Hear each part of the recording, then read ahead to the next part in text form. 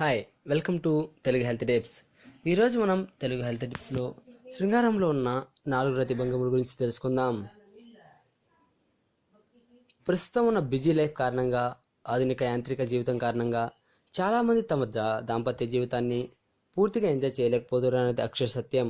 ఎందుకంటే రోజు రోజు ఒకటే పొజిషన్, ఒకటే విధానం అయితే ఎవరికన్నా చిరాకు వస్తుంది.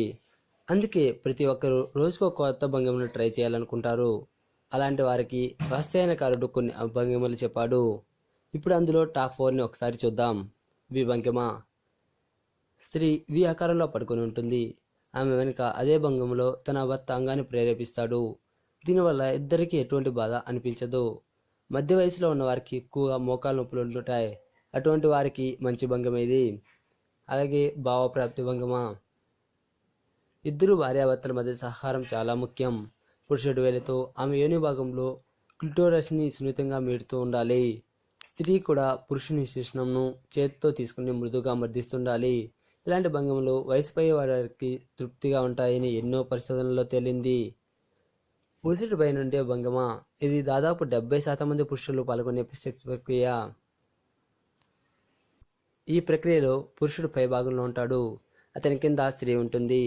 ఇద్దరి ముఖాలు ఒకరొకరు చూసుకునే విధంగా ఈ భంగిమ ఉంటుంది. ఈ భంగిమలో కదలికలు అంత ఫ్రీగా ఉండవు, కానీ ఒకరి ఫీలింగ్స్ ఒకరు బాగా చూసుకొని థ్రిల్గా ఫీల్ అవుతుంటారు.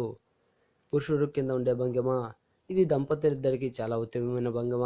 ఈ భంగిమ ద్వారా స్త్రీకి వివిధ కామకేంద్రాలపై తగినంత ప్రేరణ పొందే అవకాశం ఉంటుంది. అలాగే ఈ భంగిమలో స్త్రీలకు అధిక సుఖం వస్తుందని తెలిసిన విషయమే. అలాగే శీఘ్ర స్ఖలనం ఎక్కువగా ఉన్న పురుషులు కూడా ఈ భంగిమ ఉత్తమమైనది. ఇది పూర్తిగా వాస్తైన కామశాస్త్రం ద్వారా చెప్పబడినవి.